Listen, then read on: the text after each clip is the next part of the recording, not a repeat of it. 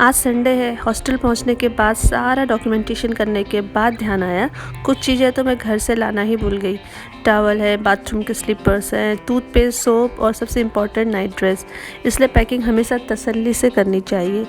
मैंने ओला किया और यहाँ के सबसे नज़दीक के मार्केट सरोजनी चल पड़ी।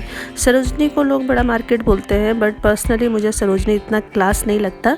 पिछली बार जब यहाँ घूमने आए थे तो 80% मार्केट सेकेंड हैंड कपड़ों की थी।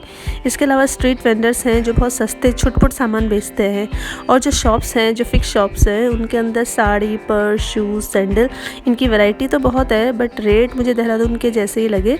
चलो चीज़ें तो मुझे मिल गई, बट मैंने सोचा थोड़ा पैसे बचा लेते हैं, और जाते वक्त तो ओला में गई थी, आते वक्त मेट्रो से 40 रुपये के टिकट में हॉस्टल का टिकट ले लिया मैंने। बट मेट्रो से पता नहीं कितना घुमा के मुझे जाना पड़ा, मुझे समझ नहीं आया। एक्चुअली रूट का मुझे जो है आइडिया नहीं आया, और मैं बॉटनिकल गार्डन से उतर के फिर मयूर विहार वाला मैंने मेट्रो पकड़ा, और फाइनली नोएडा के सेक्टर 18 तक पहुंचकर तब वापस आई। मेट्रो में भीड़ इतनी है कि मुझे अगर किसी से भी रूट पूछो तो किसी को कोई आइडिया ही नहीं है। ऐसा लगता है सब के सब जो है अनजान लोग ही मेट्रो पे चले हुए हैं, और किसी को कोई आइडिया ही नहीं होता है। इतना आइडिया नहीं है कि मतलब मैं तो पूछ के एग्जॉस्ट हो गई, और हॉस्टल पहुंचने में भी देर हो गई। ऐसा समझ लो 7 किलोमीटर का जो डिस्टेंस है, ओला से 15 मिनट में उसको पूरा किया था, उसे मेट्रो से मैंने करीबन 1.5 घंटे में किया। अगर आपको एक्चुअली रूट पता नहीं होता है तो आप ऐसे ही मेट्रो में घूमते ही रह जाते हैं दिल्ली के अंदर। तो जैसे जैसे हॉस्टल तो पहुंच गए, मेस भी बंद होने वाला था, और वर्कशॉप के सारे 59 पार्टिसिपेंट्स ऑल ओवर इंडिया से पहुंच चुके थे। एवीएस ऑर्गेनाइजेशन की एक खूबी यही है कि जैसे स्टूडेंट्स डाइवर्स बैकग्राउंड के होते हैं आर्मी स्कूल्स में, वैसे ही यहाँ का स्टाफ भी विभिन्न कल्चर्स को बिलोंग करता है। नेक्स्ट डे 29 अप्रैल को वर्कशॉप का पहला दिन, और आज ग्रुप फोटोग्राफी भी है। ड्रेस कोड साड़ी है, गर्ल्स के लिए, लेडीज़ के लिए, और जेंट्स के लिए फॉर्मल है। मैं फिर साड़ी लाना भी भूल गई हूँ। अब डांट पड़ेगी, अजीब सा लग रहा है, ऑड वन आउट भी लग रहा है, देखिए आप, है ना, और खुद ही गिल्टी भी फील हो रहा है। तो हमारा जो फर्स्ट सेशन है वो ओपनिंग स्पीच है बाय एमडी, और उसके बाद फिर फाइल्स हमको मिली, स्टेशनरी मिली, नेम बैच मिले। और आज के सेशन की जो फर्स्ट फैकल्टी है वो रजनी ठाकुर मैम हैं, जिन्होंने NEP 2020 के आउटकम बेस्ड लर्निंग को कवर किया। रजनी मैम बहुत ही चेयरफुल, कोऑपरेटिव और एवर स्माइलिंग फैकल्टी हैं FDRC की, जिन्होंने हमने हमारे वर्कशॉप की ओपनिंग एक बहुत अच्छे नोट के साथ की।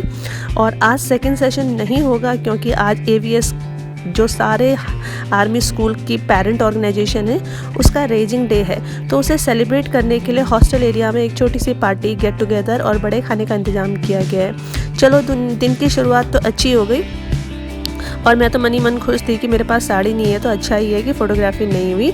आज शाम को फिर से सरोजनी मार्केट जाऊंगी और एक साड़ी ले आऊँगी। एजुकेशन के फील्ड में NEP 2020 उतना ही इम्पॉर्टेंट होता है जितना टेक्नोलॉजी के फील्ड में AI। फर्स्ट डे हमारे 10 ग्रुप्स बना दिए गए। फिर मेरी रूम पार्टनर भागीरथी खण्यात मैम, जो आर्मी स्कूल लखनऊ से हैं, उनको दूसरे ग्रुप में इंक्लूड कर दिया गया। मेरे ग्रुप में सीमा APS पटियाला से है, इंदिरा बिस्ट मैम APS रुड़की से है, एक और मैम है APS सिकंदराबाद से, और एक सर हैं वो APS जम्मू से हैं। हम लोगों को एक पॉलिसी चार्ट, वैसे तो सारे ग्रुप्स को ही सेम टास्क मिला हुआ है, एक पॉलिसी चार्ट बनाना है और एक टीचिंग एड पे चार्ट बनाना है। तो हमको बहुत टाइम भी लगा, फटाफट हमने टॉपिक डिसाइड कर लिया और जल्दी से जो है हम इसको बनाने के लिए बैठ गए। तब तक लंच का टाइम हो गया और हम हॉस्टल की तरफ चल पड़े। हॉस्टल में AVS का रेजिंग डे चल रहा था। AVS के एक्स MD और करंट MD, एक्स फैकल्टीज और सारे डिग्निटरीज शामिल थे। AVS ऑर्गेनाइजेशन देश भर में 135 प्लस आर्मी स्कूल और 10 डिग्री कोर्सेज वाले कॉलेजेस रन करती है।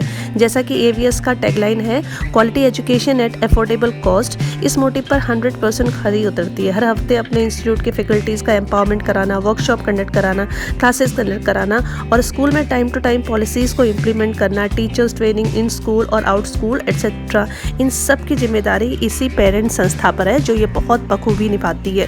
एजुकेशन के फील्ड में जितने भी चेंजेस होते हैं, सबसे ज़्यादा उनको इम्प्लीमेंट करने में AWS सबसे आगे, सबसे अग्रणी रहता है।